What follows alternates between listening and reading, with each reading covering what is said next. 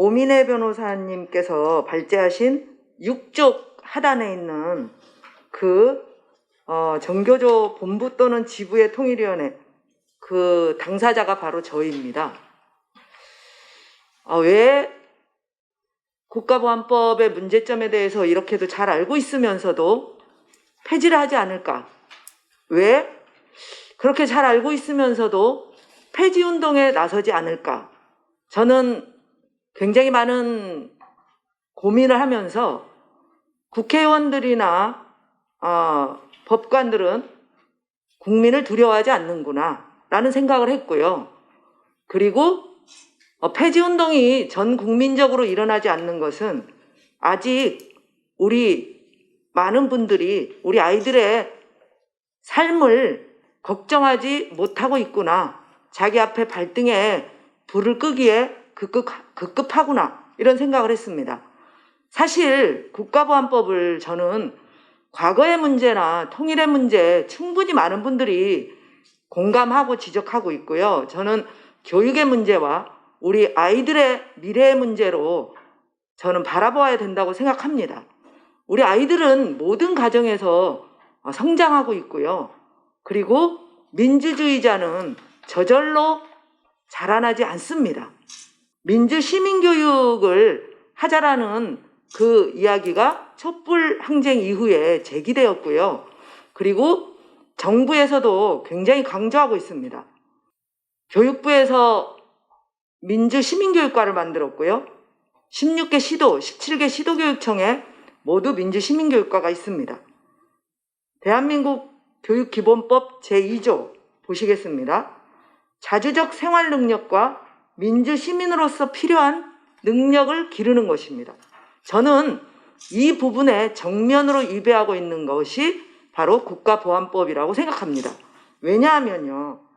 20쪽을 보시면 국가 안전을 위태롭게 할 목적으로, 아니 목적을 누가 판단합니까? 목적은 행위를 하는 사회 구성원이 판단을 하는 겁니다. 그런데 이 국가보안법은 당사자가 아무리 제가 그러한 목적으로 그러한 행위를 한 적이 없습니다라고 말해도 전혀 듣지를 않아요. 존중하지 않아요. 그리고 그냥 판사나 검사가 목적을 판단해서 판결합니다. 저는 이것은 민주주의의 기본이 안 되어 있다고 봅니다. 우리 아이들에게 이런 법이 존재하는 한 너희들이 우리 사회의 주인이고 그리고 너희들이 우리 사회를 책임져 나갈 수 있다라는 말을 감히 하는 것 자체가 저는 참으로 미안하고 부끄럽고 안타까운 일이라고 생각합니다. 그래서 저는 이번 시민들과 함께 국가보안법 폐지 운동을 시작하고 반드시 국가보안법을 폐지하는 그날까지 시민들이 깨어 있어야 된다라는 생각을 하면서요. 동시에 그럼 어떻게 활동할 것인가? 이것은 좀 더 생활 속에 밀착되어 있다라는 그 지점으로 같이 쉬운 언어로 다가가야 된다라고 생각했습니다. 그래서 20쪽에 보시면요. 국가보안법 7조부터 폐지운동 시민연대의 활동은 첫 번째, 이것은 국가보안법은 헌법 위에 있다. 말이 안 된다.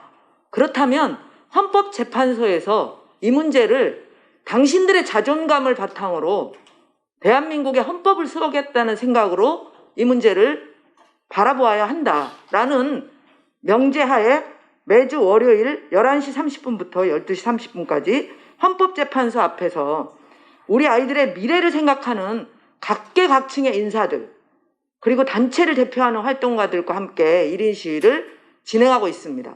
이것은 또한 영상으로 사진을 찍어서 역사적 기록으로 우리 아이들에게 대대손손 물려줄 예정입니다. 그리고 두 번째로 시민과 함께하는 위로와 연대의 시간을 진행했습니다. 저는 이 위로와 연대의 시간을 지난 7월 8일 하고 나서 제가 너무나도 마음이 아프기도 하고 또한 이런 시간이 우리에게 필요하다고 생각했습니다. 그동안 국가보안법 피해자와 그 가족들은 낙인 효과가 엄청나기 때문에 그냥 자기 나름대로의 투쟁과 눈물 속에서 지내왔습니다. 저는 국민들이 이제 촛불을 들었던 시민들이 당신들만의 잘못이 아니다, 이렇게 위로해주고 치유하고 연대하는 이런 과정을 가야 된다고 생각합니다. 그것이 우리 사회의 인간성을 회복하는 굉장히 중요한 부분이라고 생각합니다. 이 위로와 연대의 시간을 통해서 제가 느꼈던 건 우리나라의 시군구 방방곡곡에 국가보안법 피해로 눈물을 흘리는 당사자와 가족이 있다라는 것이고요. 이분들은 철저하게 외면되어 왔고, 그리고 지역에서 시민들과 함께 이것을 만들어나고 치유할 우리의 시민의식이 준비되어 있다라고 저는 감히 말씀드리고 싶습니다. 이것과 동시에요, 저는 조금이라도 국가보안법 폐지를 위해서 노력하는 사람들에게 응원하고 격려하고 지지하고 방문하는 이런 활동을 시민들과 함께 조직할 것입니다. 그 첫 번째 과정으로 이 어려운 이 시기에 지난 11월 5일 저희가 국가보안법 토론회를 국회에서 7조부터 사상의 표현의 자유와 국가보안법, 저희가 이런 제목으로 토론회를 국회 안에서 했는데요. 저희는 정말 놀랐습니다. 16년 만에 처음으로 국회 안에서 토론회가 이루어졌다는 거예요. 그래서 저는 그 토론회에 함께 해주신 국회의원들께 정말 감사드리고 감사하다는 말씀을 또 우리 시민의 이름으로 이해가 가기 전에 꼭 말씀을 드릴 예정입니다. 그리고 더불어서 다소 미흡하지만 국가보안법 7조 폐지를 법안 발의하신 이규민 의원, 어제 저희가 국가보안법 7조부터 폐지운동 시민연대 대표단을 독립유공자의 김삼열 회장님을 모시고 7, 8분이 의원실 방문을 했습니다. 방문 목적은 정말 지지하고 응원하고 감사하다는 이야기를 표명했습니다. 그리고 우리가 함께 시민이 나서서 도와서 함께 이 문제를 풀어가 보자. 무엇을 우리가 했으면 좋겠는지, 그리고 어디까지 지금 국회 안에서는 진행이 되고 있는지 허심탄회하게 함께 이야기를 나누는 시간을 가졌습니다. 앞으로도 그런 방식으로 활동해 나갈 것입니다. 저희가 어제 이규민 의원실에서 이러한 대화를 나누면서 느꼈던 것은 초선 의원 15분이 입법 발의했습니다. 저는 중진 의원들이나 민주당 지도부에서 초선 의원들이 이렇게 발의한 것에 대해서 사실은 너무 다행스럽게 여기고, 그리고 말씀하시기에도 훨씬 좋으리라고 생각했는데 오히려 우리가 좀 더 적극적으로 또 당 지도부와 그리고 중진 의원들과의 만남, 그리고 또 촉구, 이런 것들을 계속해야 될 필요성을 정확하게 느꼈습니다. 그리고 2021년 1월 시민단체만이 아니라 국회의원들과 함께하는 기자회견을 준비할 예정입니다. 아마 게임의 전환이라는 다큐 영상, 이러한 영상들을 만드는 청년들이 있습니다.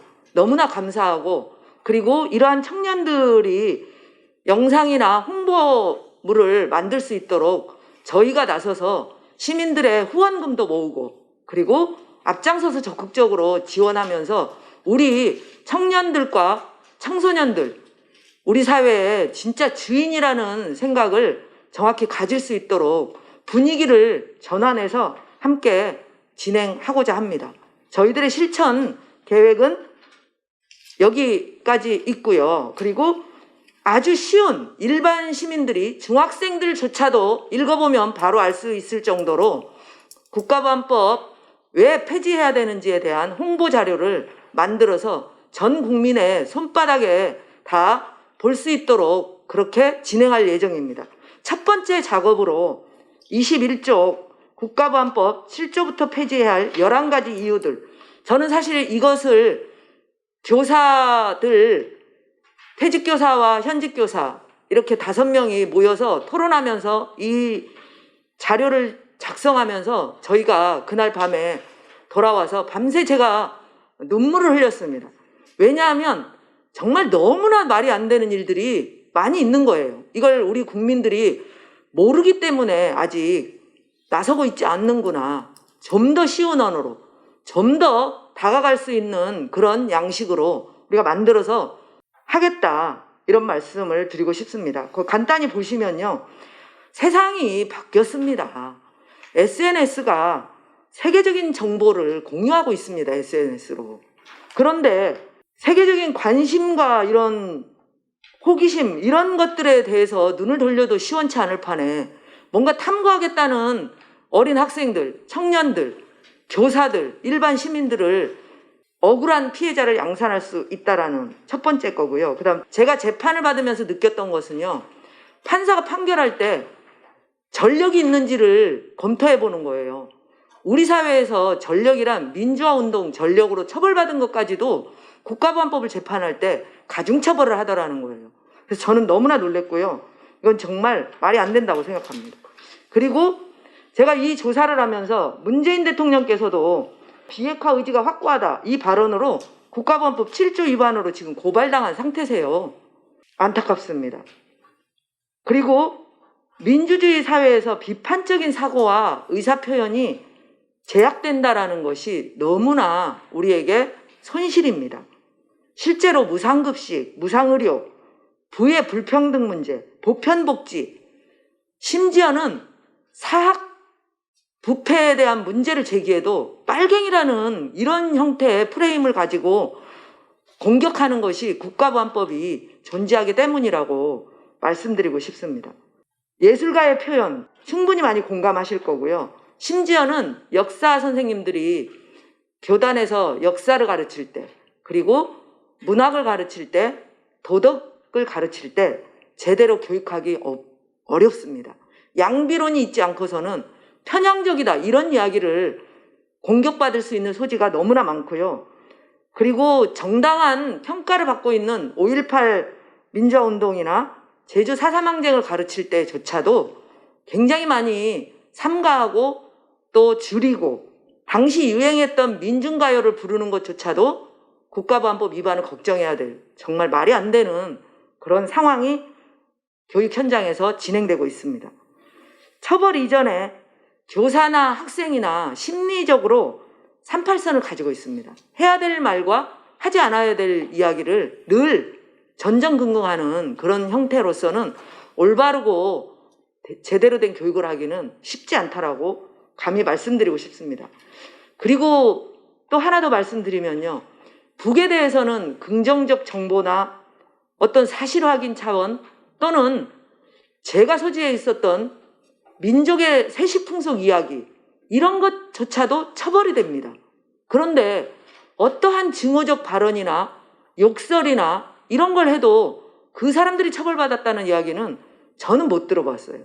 이거는 우리 자라나는 세대들에게 인간성을 파괴하고 그리고 혼돈에 빠뜨립니다. 의식화 교육 해야 됩니다. 무의식 상태에 빠뜨리게 할 수는 없는 일입니다. 국가보안법 제7조는 정치공작의 최후 안전장치, 보험용 기소의 수단이 될 수 있다. 저는 이 부분에 대해서 너무나 공감하고요. 저를 기소할 때도 이적단체 결성, 해합통신법 위반, 교리협력법 위반 어마어마하게 기소를 했습니다. 근거가 나오지 않자 맨 마지막에 7조를 슬쩍 끼워 넣어서 남북교육자 교류 당시에 있었던 그러한 책자나 메일 이런 걸 가지고 처벌을 했습니다. 이게 국가보안법의 현실입니다. 국가보안법이라는 이런 부분은 벌금형이 없습니다. 다른 법에 비해서 유무죄만 다퉈요. 그리고 너무나 놀라운 일은 국가보안법으로 제가 당했는데요. 30년 동안 근무하고 파면됐습니다. 책자 한두 권 가지고 있다는 이유만으로요. 그리고 30년 동안 부은 연금이 박탈당합니다. 이 공무원연금법 조항에 이것을 하나 또 끼워 놓았더라고요. 그래서 국가보안법은 정말 전면적으로 우리 국민을 주인이 되는 과정을 철저하게 억압하는 법이라고 생각하고요. 모두 함께 이 부분을 폐지운동에 함께 나서서 우리 아이들의 미래에게 이런 말도 되지 않는 비정상적인 법을 더 이상 우리 아이들에게 물려주어서는 안 된다는 말씀을 드리면서 저의 토론을 마치도록 하겠습니다.